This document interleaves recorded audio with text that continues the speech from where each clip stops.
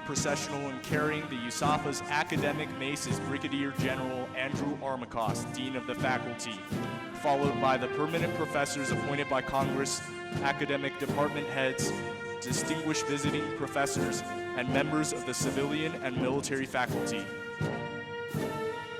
Just as the traditions of military pageantry honor the service of members in the armed forces, the academic procession honors academic achievement and reflects centuries of university history. Air Force Academy civilian faculty wear their traditional academic regalia, which is prescribed by the degrees they hold. Each element of academic costume identifies the highest degree earned, bachelor's, master's, or doctorate, as well as the degrees granting institution. Military faculty are valued for their Air Force experience and expertise they bring to the classroom. All military faculty have earned a master's degree and many hold doctoral degrees. These officers are selected through a highly competitive process before returning to the academy as instructors. In many cases, they teach in the same classrooms where they sat before as students only a couple years ago.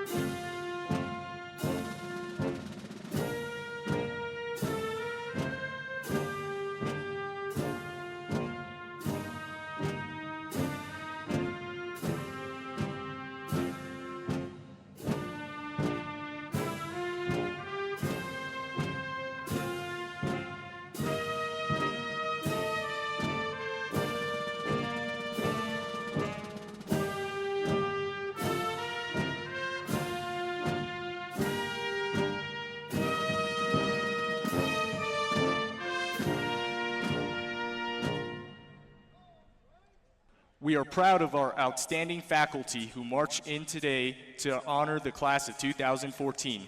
Please join me in recognizing them.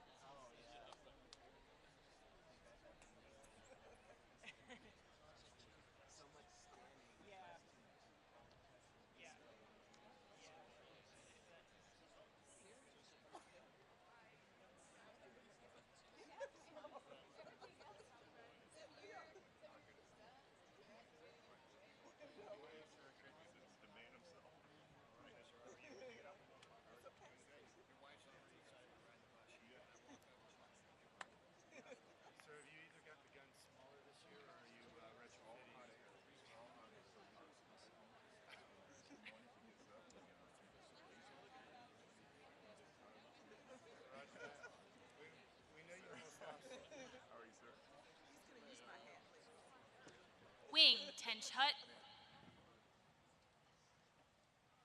Ladies and gentlemen, please stand for the arrival of the official party.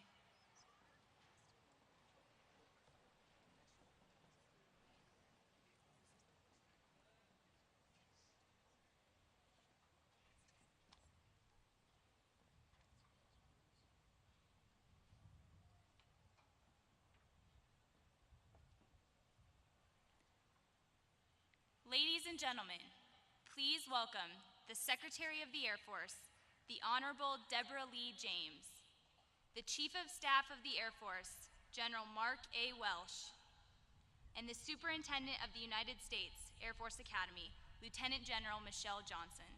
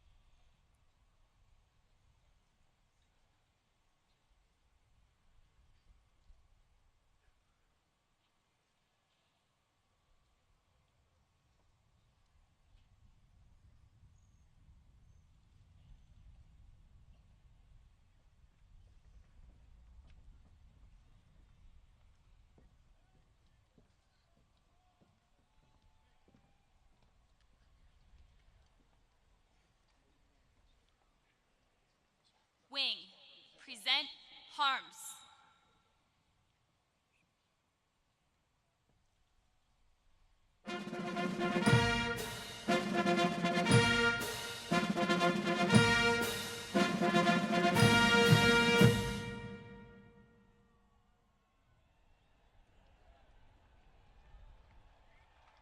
Ladies and gentlemen, please welcome the Vice President of the United States, Joe Biden.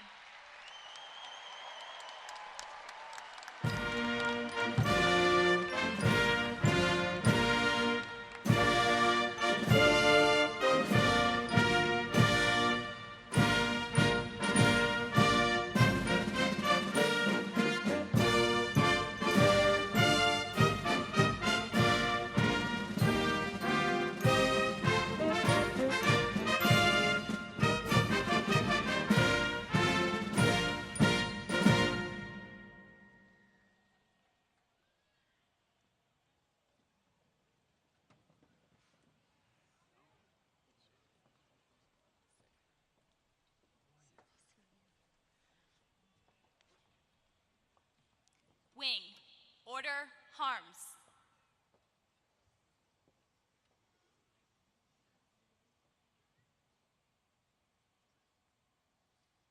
Ladies and gentlemen, please welcome the graduating class of 2014.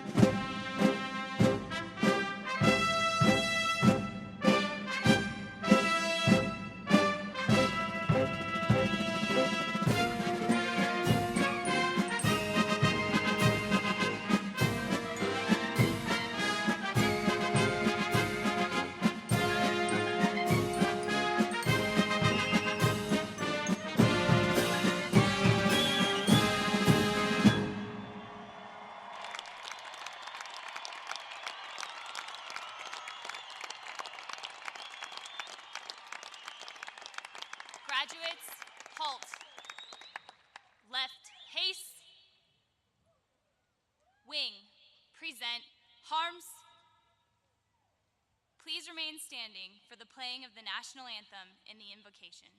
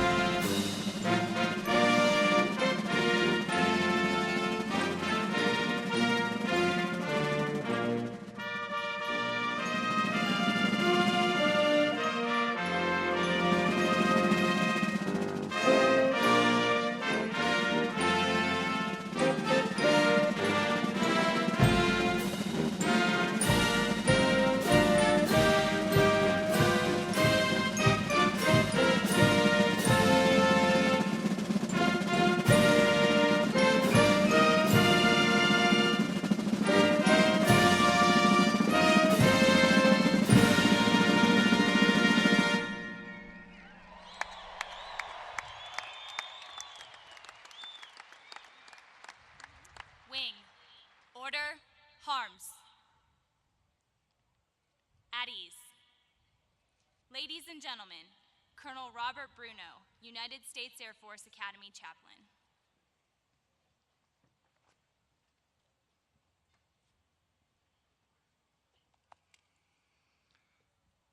Ralph Waldo Emerson authored these words: "What lies behind us and what lies before us are tiny matters compared to what lies within us." Let us pray. Lord God, families and friends gather to launch the United States Air Force Academy class of 2014 into our future. Through 4 tough years that challenged them far beyond their comfort zones, you enabled and sustained their journey to this moment. As they look into the rear view mirror, grace them with memory and gratitude for every single person that influenced their accomplishment. May they be forever conscious of the thousands of eyes that are upon them with high expectations of character and service. As they venture into our future, may they know a resiliency that comes only from you, Lord, the healing and steadying calm of your presence within them. With gratitude for the sacrifices of their families, we believe these airmen of the class of 2014 will make a difference for a stronger freedom and an enduring global peace. Lord, bless them, guide them, coach them, mentor them, enable them, sustain them, and love them unto yourself. May your providence give each of us grace, courage, and wisdom for life. In your most holy and precious name we pray, amen.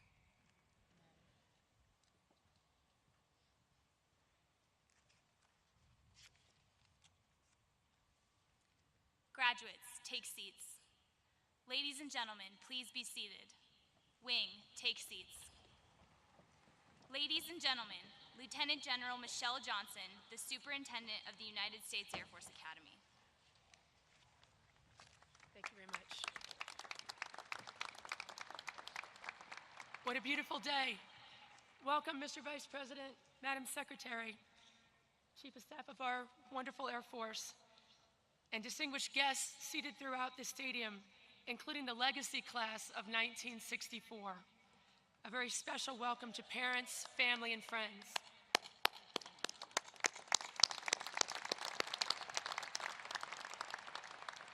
This year has been particularly exciting as we have been celebrating the 60th anniversary of our Academy.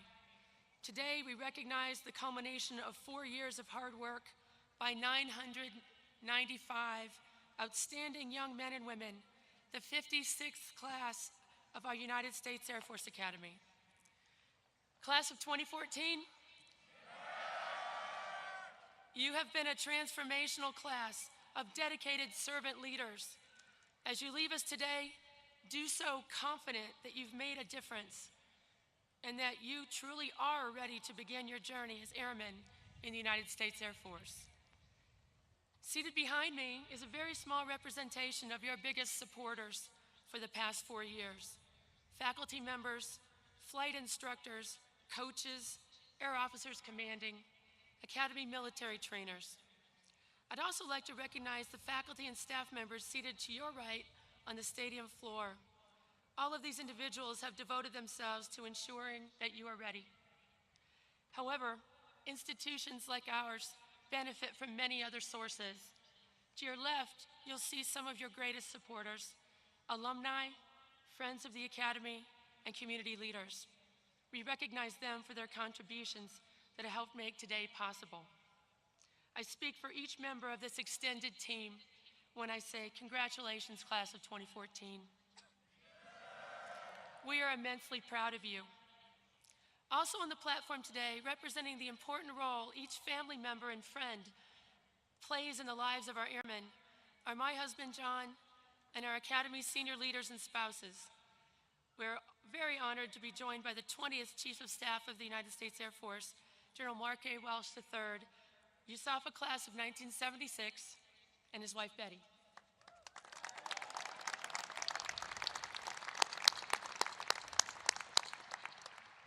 Ladies and gentlemen, it is now my distinct honor to introduce the 23rd Secretary of the Air Force, the Honorable Deborah Lee James. Secretary James has over 30 years of experience working in government and private industry, focusing on homeland and national security and military personnel and their families.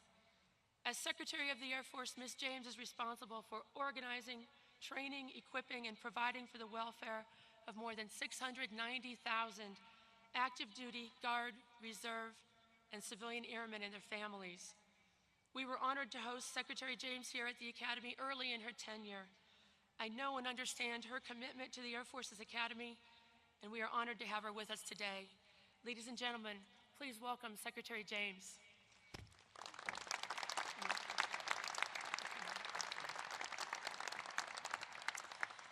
Thank you so much, General Johnson.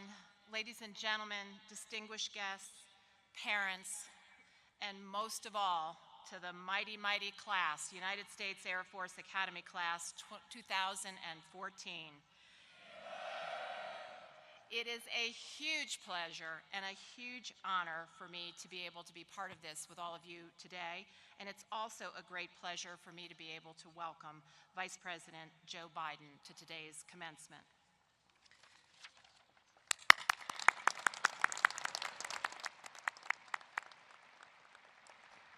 Whether as a senior senator from Delaware, or as the chairman of the Senate Foreign Relations Committee, or now as Vice President of the United States, Joe Biden has long understood the indispensable role of the United States in maintaining global stability and security.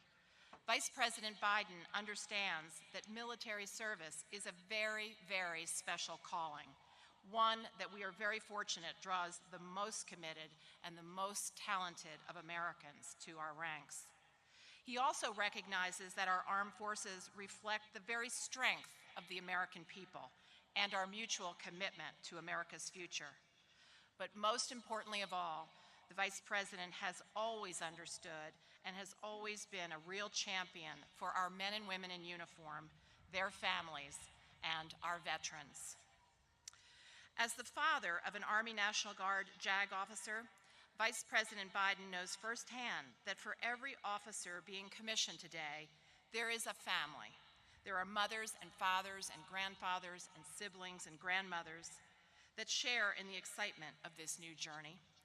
Families like those that I had the pleasure of being with last night. The families of the #1 squadron in 2014, Squadron 34. And if I could say, go loose hogs.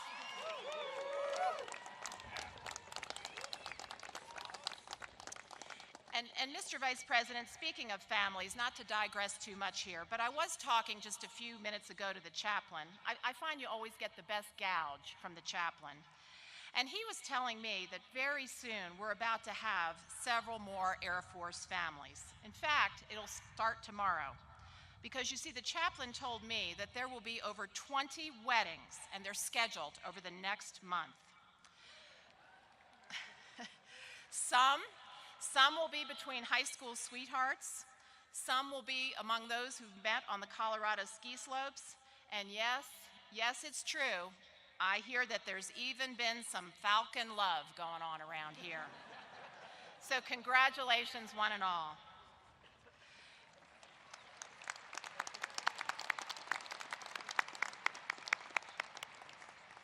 To all of the family members, especially the parents here, I want you to know that General Welsh and I, on behalf of our entire Air Force, very much share your pride in the class of 2014.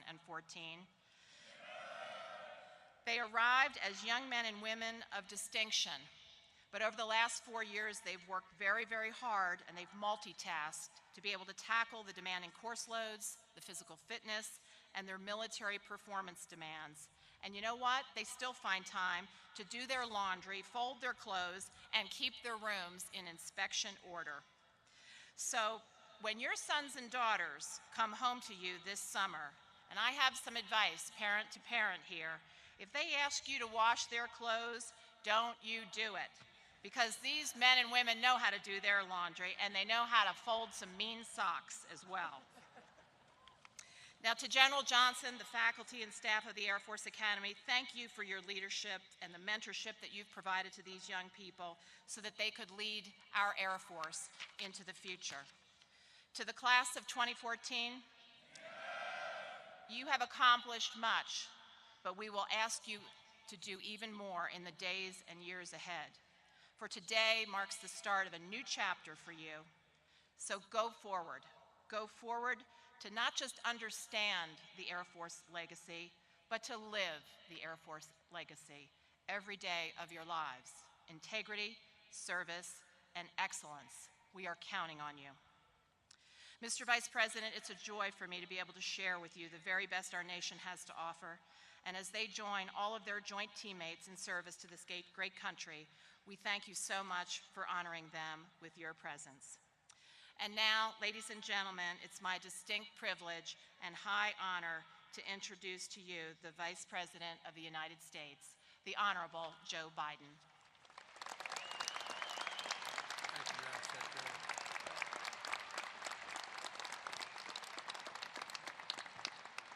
Madam Secretary, it's my honor to be here.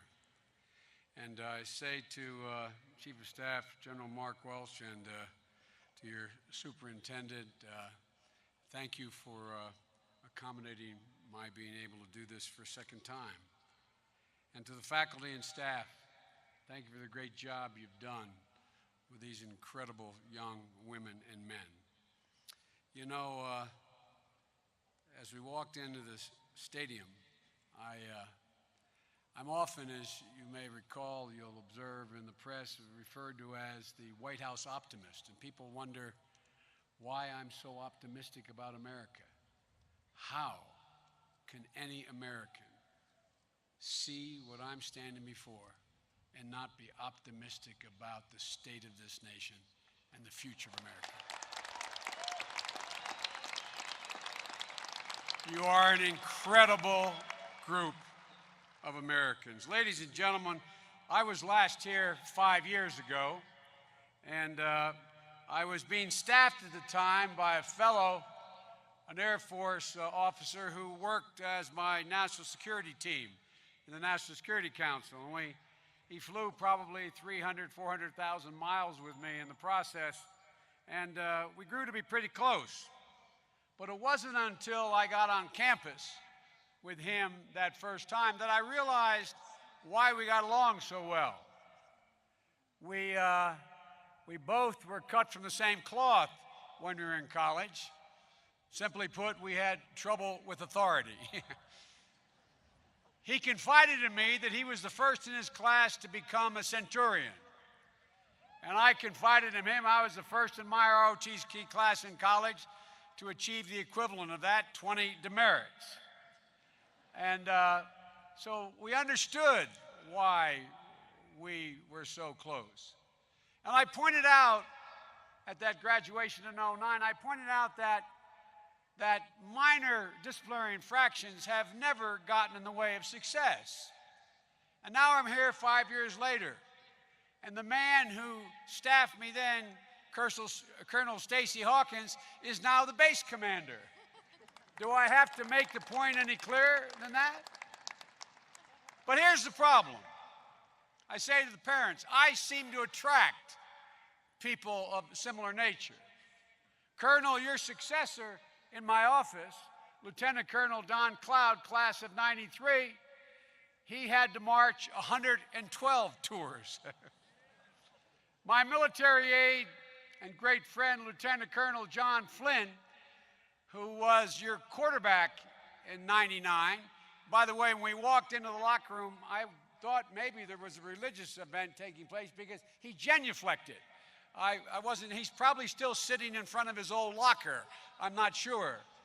But John, who's a wonderful guy, he told me his number was closer to 200.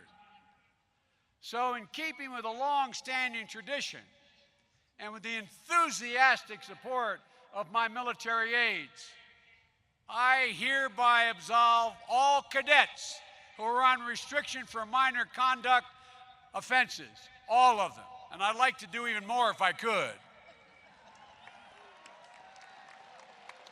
My only regret when I graduated, no one had that authority to do that for me. Class of 2014,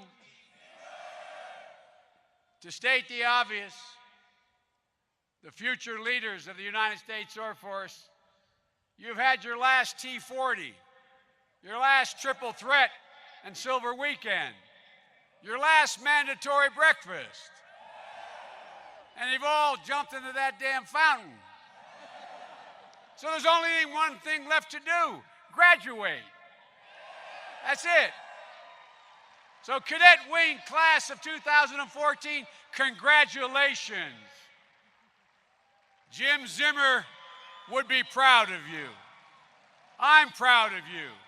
And I'm certain that all the people in this stadium, your parents, grandparents, brothers, sisters, boyfriends, girlfriends, those who love you and you love, they're more proud of you than they can imagine. Ladies and gentlemen, I expect some of them to sort of begin to levitate out of those chairs.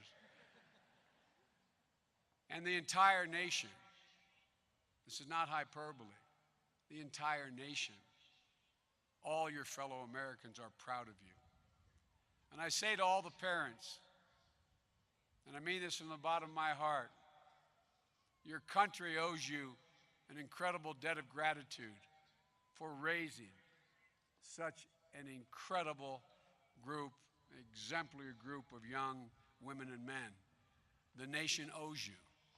We owe you. And class of 2014, let your parents know what you think of them.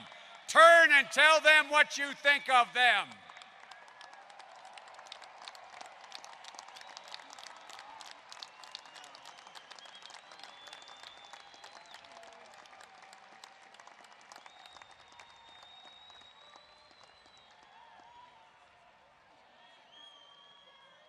They're all looking down at you saying, thank God. Thank God. Look, all of you graduating today took seriously the chance to hone your leadership skills within a culture of commitment and a climate of respect. Under your charge, the Cadet Wing put in over 38,000 hours of community service. You welcomed gay and lesbian cadets into your ranks with respect. You took a lead in fighting sexual harassment and sexual assault, including the Academy's first ever Take Back the Night. Because honor is your code, and you know in your gut that no man, under any circumstance other than self-defense, ever has a right to raise a hand to a woman. That is the definition of honor. It's a matter of honor. And the country's looking to you all. It was your class that took special care to make sure the honor code was part of your moral fabric, not just a set of rules, but a way of life. And a lot has changed since I was here 5 years ago. Because of the valor and the incredible sacrifice of your comrade in arms who have gone before you, we've been able to end the war in Iraq, and in Afghanistan, we're bringing America's longest war in our history to a responsible end. As the President said yesterday, by the beginning of next year, we'll have fewer than 10,000 U.S. service members in Afghanistan. They will be focused on two explicit missions: training Afghan forces and operations against the remnants of al-Qaeda. And by the end of 2016, we will draw down to a normal embassy presence in Kabul with security assistance component, just like in Iraq. Our warriors are finally coming home, and like all American warriors, coming home with nothing but respect and honor for having done their job.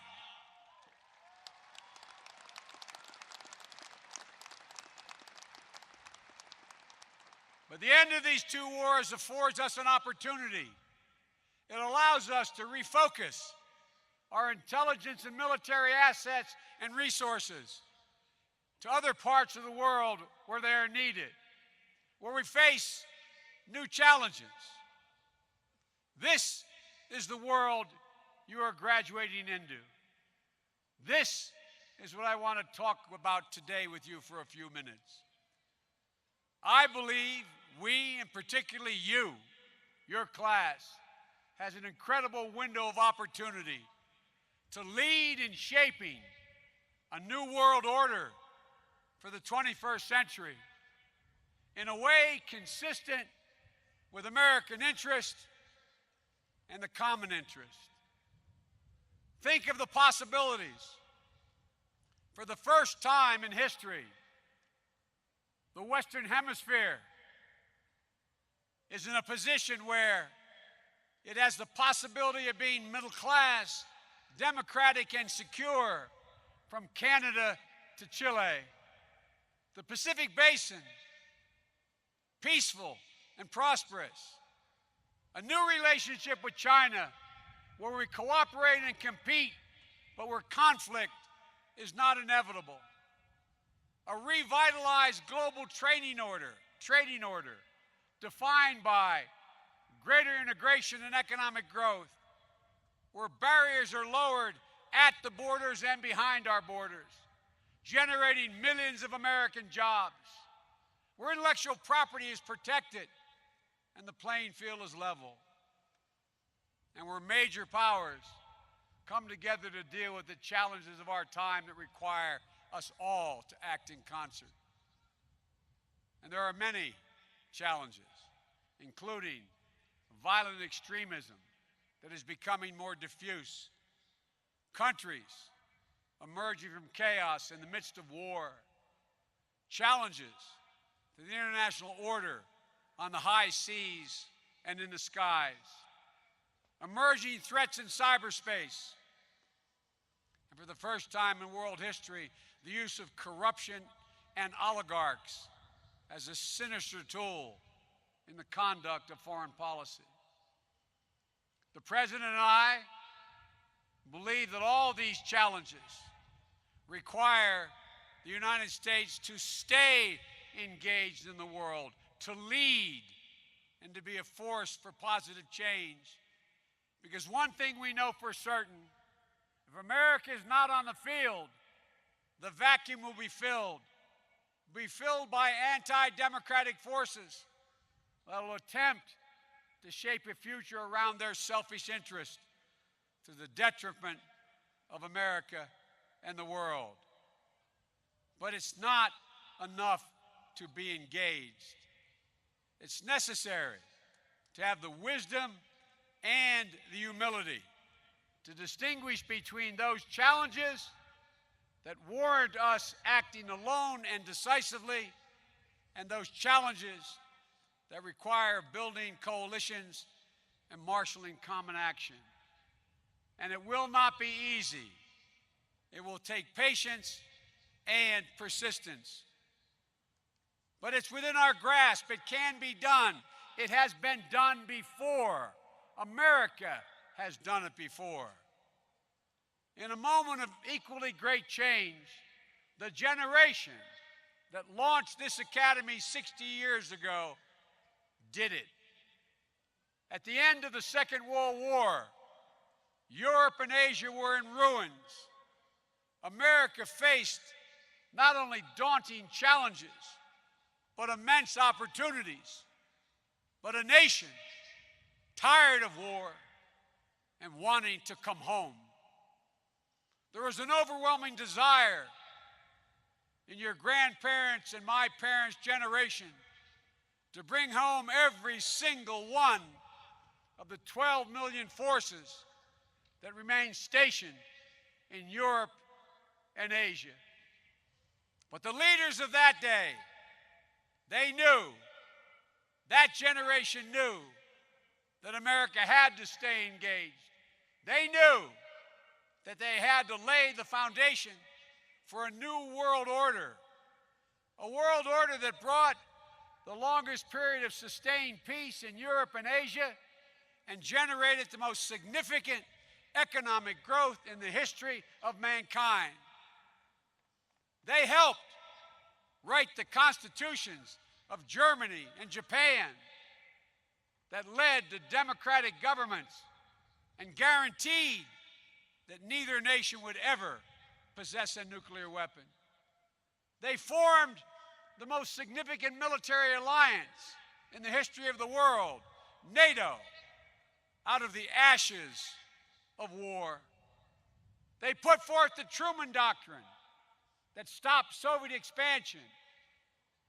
And in the midst of all the sacrifice Americans had made, they supported a Marshall Plan, a sustained multi-billion-dollar commitment to put Europe back on its feet in order to avoid a repeat of the chaos that followed World War I and led to World War II, generating economic stability that allowed democratic institutions to flourish throughout Europe.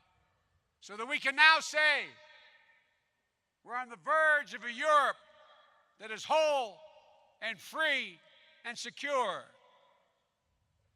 So the challenges they faced were no less than we face. But they did it, and so can we. And this morning at West Point, just an hour ago, the President laid out our strategy as how it can be done. And today I want to talk briefly with you about the lines of effort we have been pursuing and must continue to pursue in the service of that vision and your role in that vision. First and foremost, our work begins by rebuilding America's foundations, our economic foundation, our moral, and our strategic foundation. We've been working hard to rebuild our economic foundations because of what we hope to accomplish in the world. We know it is not possible unless it relies on the strength of an economy at home that's the strongest in the world. And notwithstanding the Great Recession we inherited, we nonetheless start from a powerful position in the world. We are the world's largest GDP. We have the most innovative companies and productive workers, the finest research universities in the world, an entrepreneurial instinct that is unmatched by any country in the world. And within a decade, North America will be the epicenter of energy in the world, not the Arabian Peninsula. And the way to maintain and take advantage of these great assets we possess is to invest in education as we have in you, in infrastructure to make it the most modern in the world, and in innovation. You know, I used to give commencement speeches in the 90s, Superintendent, and the line some of you will remember, some of you who are older will remember, was that Japan was going to eat our lunch, that Japan was the future. We also used to be told that China, and it's true, is graduating 6 to 8 times as many scientists and engineers as we have. But I challenge you, name me one innovative project, one innovative change, one innovative product that has come out of China. And I want Japan to succeed as I do China. But give me a break. We've been working as well to rebuild the moral foundation of American leadership in the world, championing universal rights and freedoms. President Xi asked me, why do we focus on human rights so much in one of our long conversations? And I said, Mr. President, you don't understand. Everyone who made their way to America in the first instance came because their human rights were not being totally valued. It's stamped into the DNA of America. For a president to remain silent on abuse of human rights would be a denial of our American heritage. Part of building that moral foundation is the commitment we made to end torture and to close Guantanamo. We must not only lead by the power of our example, we must lead by the example of our power as well. And we've been working hard to modernize and strengthen the security foundation of America, retooling NATO to fit the needs of the 21st century, revitalizing our Pacific alliances with Japan and South Korea and others. In short, maintaining and strengthening our dozens upon dozens of military alliances, something no other nation can match. Secondly, the President spoke today at West Point about how we are redeploying our forces to engage in a more sustainable, effective approach in combating the new face of terror. Now that the wars are ended, we're able to redeploy our security and intelligence capabilities to focus on other parts of the world, from North Africa to Southeast Asia, to adapt to the changing face of terrorism. We're refining our strategy, which includes building up the capacity of our partner countries where terrorists operate and reside, while maintaining the robust capacity to take action when threats are imminent. And that means continuing to invest in the unmatched special forces and intelligence capabilities of the United States military. Third, we're reinforcing international norms that constitute the global rules of the road. International norms regarding nuclear weapons and weapons of mass destruction. International norms regarding the freedom of navigation on both the seas and in the air, and international norms relating to sovereignty and territorial integrity, and establishing international norms that are still taking shape but are badly needed in the 21st century with respect to cybersecurity, climate change, and global trading. That's why we imposed unprecedented sanctions on Iran, to create the possibility to peacefully address the threat posed by their nuclear program. But whatever means, they will not acquire nuclear weapons. It's why we stand up against bullying and aggression in international waters and airspace in the Pacific. Why we condemn Russia's violation of Ukrainian sovereignty and territorial integrity and the illegal annexation of Crimea. And why we will continue to support a democratic Ukraine. And why we're determined to complete international trade agreements to raise the standard of economic conduct in the Atlantic and Pacific, and why we believe it's essential that we make progress on a global framework for climate change.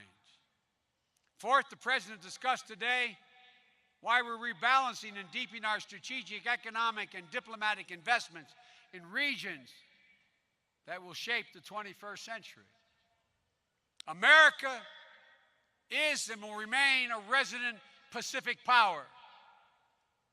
That power has been essential to the peace and prosperity of that region for the past 7 decades, and it will be equally essential in the decades ahead to knit together Pacific nations from the shores of India to the Americas as part of a security and economic order that delivers peace and prosperity and freedom rather than war and conflict. In the 21st century, that requires stepping up our economic, diplomatic, and military engagement in the Pacific Basin. And by the way, air power over that vast expanse of the Pacific is vital and will have to increase. Fifth and finally, America has to remain a force for dignity and relief from suffering. That's why we have to continue to stand up for basic human rights and democratic principles, speak out against injustice wherever we see it. That's why we have to continue to help and provide people in desperate need and those fleeing war and persecution. And that's why we have to continue to lead the world in fighting hunger and disease, working toward the prospects of an AIDS-free generation. Ladies and gentlemen, my sons, like you, one is chairman of the World Food Health Program in the United States, the largest food agency in the world, and the other is a major in the United States Army who spent a year in Iraq and won the Bronze Star. They're like you. They know what they have to do. They know where America's future lies. And like them, we rely on you. None of this can be carried out successfully without you, without the finest Air Force in the world, owning the skies, space, and cyberspace, providing global reach, global strike capability, nuclear deterrence, and command and control. It's all within your grasp and duty. I'd like to add one more thing. In the more than 25 times I've been in and out of Afghanistan and Pakistan, I've marveled at what you, the Air Force, has done in that golden hour. How you've changed the face of the battlefield, saving thousands upon thousands of our warriors in both those theaters. My generation, the Vietnam generation, if half of the severely wounded in Afghanistan and Iraq had been wounded in Vietnam with the same injuries, they would have died. they would have died. You've changed the face of the battlefield with your heroism and your commitment. You're about to be sworn in as second lieutenants in the finest Air Force the world has ever seen. It's your time. And a modern military needs not only great warriors, but it needs a special brand of strategic thinking that can only be learned in the thin air of Colorado Springs. And I mean that. I mean that. The burdens that will be placed upon you will exceed your physical capability and your personal bravery. That require the keen intellect that marks you as special. And as we end an era of war, your mission may be different, but you will face challenges no less formidable and complex. Your work will be every bit as vital, and we badly need you. As I said, you represent the best trained, most powerful, most courageous warriors in the history of the world.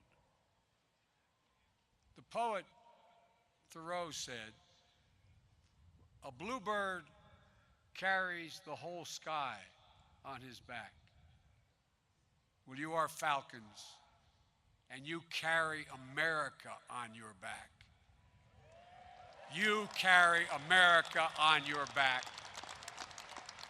And America will have your back forever. So God bless you all, and may God bless the United States of America. Thank you.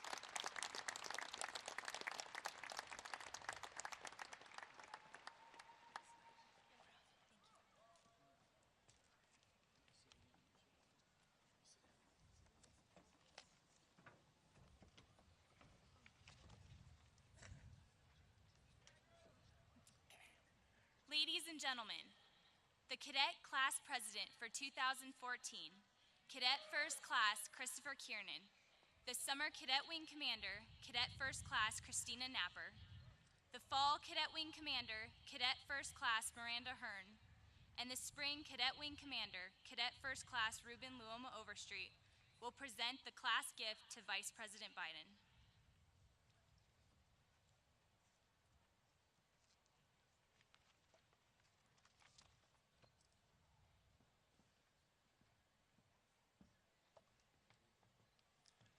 Vice President Joe Biden, for your dedicated service to our nation, to the United States Air Force, and to the Air Force Academy.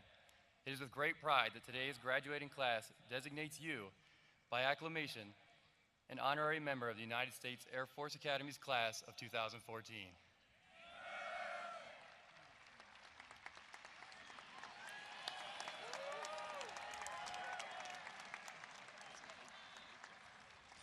As tangible evidence of that honor, we are pleased to present you with this Air Force Academy A jacket.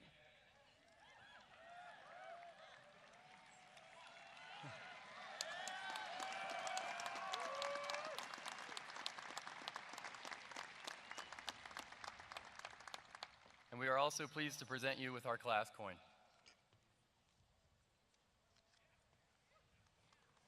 Thanks, sir.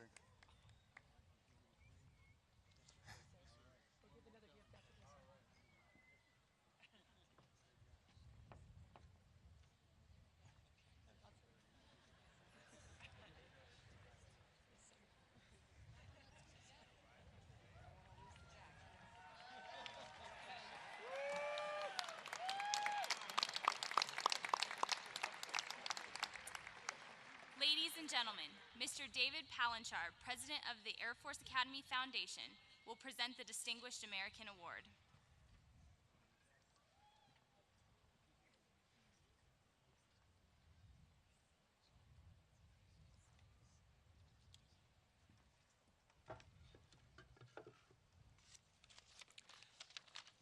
Mr. Vice President, on behalf of the Air Force Academy Foundation and all the charitable organizations that help support the Air Force Academy, I am pleased to present to you today the Distinguished American Award. Thank you for being here today to recognize and honor the next generation of American heroes, their families, and friends.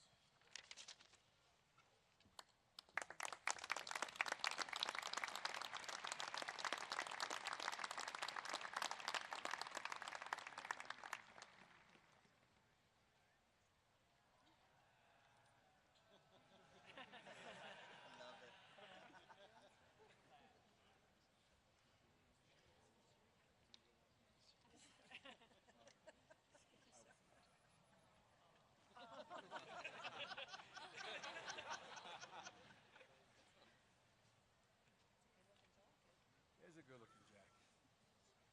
We don't have to work 4 years together. Ladies and gentlemen, Brigadier General Andrew Armacost, the Dean of the Faculty.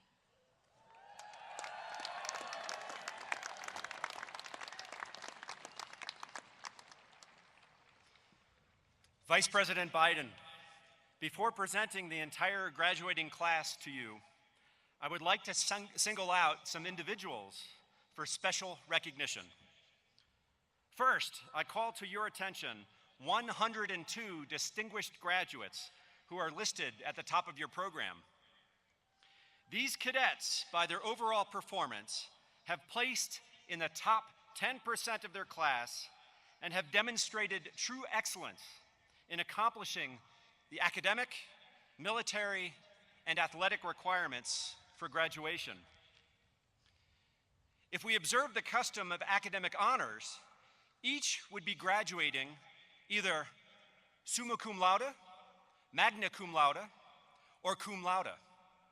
Instead, we use the term distinguished graduate as most fitting in its promise of distinguished service to our nation.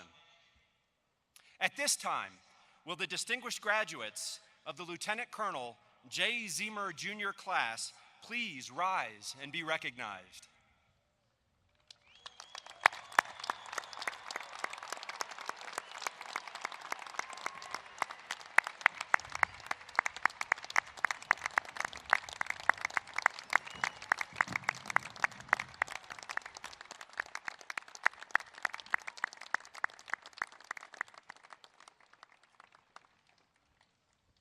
Thank you. Please be seated.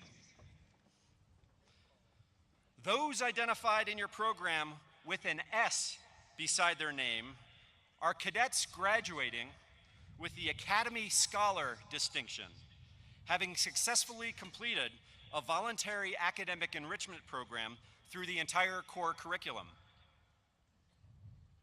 The class of 2014 is only the 8th class of scholars to progress through this challenging 4-year academic program. We would also like to recognize those cadets who have placed in the top 10% of our academic, military, or athletic programs. Identified in your program with a star by their names are cadets graduating with academic distinction. Those identified in the program with a wreath beside their name are cadets graduating with military distinction. And those identified in the program with a lightning bolt beside their names are cadets graduating with athletic distinction. Those exceptional 11 cadets graduating with all 3 distinctions are identified in the program with a star within a wreath resting on 2 lightning bolts. Please stand as I call your names. David James McCarthy. Rachel Claire Welsh Kennedy.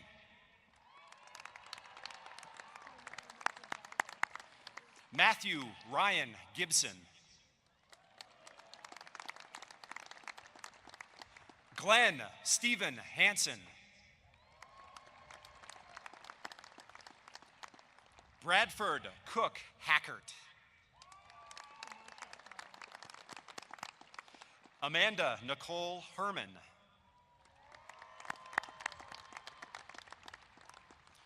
Timothy Joseph Cordero.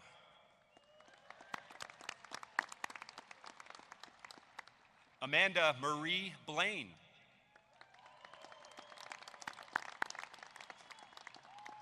David Kenneth Moore.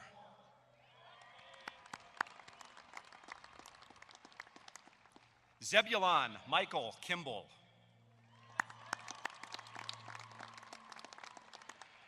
And Zachary Garrett Brune.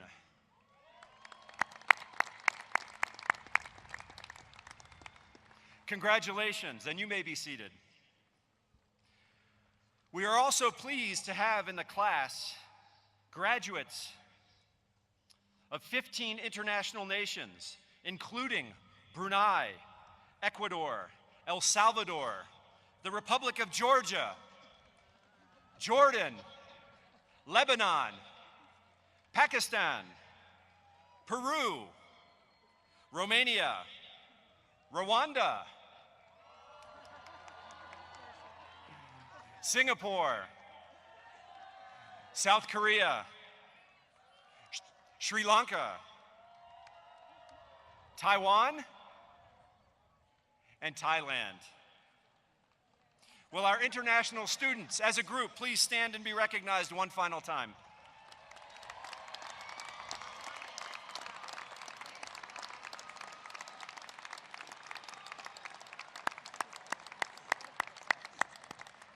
Great, thank you. You may be seated.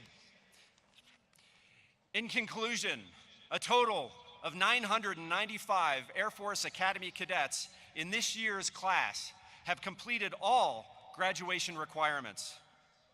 It gives me great pleasure to present to you, Vice President Biden, the United States Air Force Academy, Lieutenant Colonel J. Zemer, Jr., class of 2014, and recommend each as worthy of the Bachelor of Science degree.